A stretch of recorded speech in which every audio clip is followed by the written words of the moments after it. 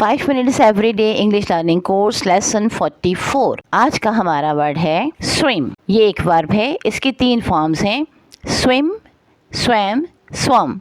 SWIM swim, SWAM swam और SWUM स्वम।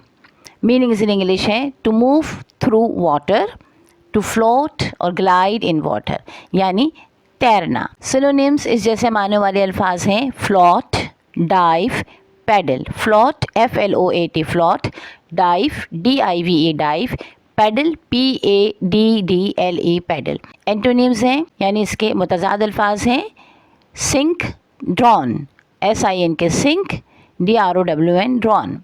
Simple sentences हैं present ही स्विम्स इन द पूल, वो पूल में तैरता है।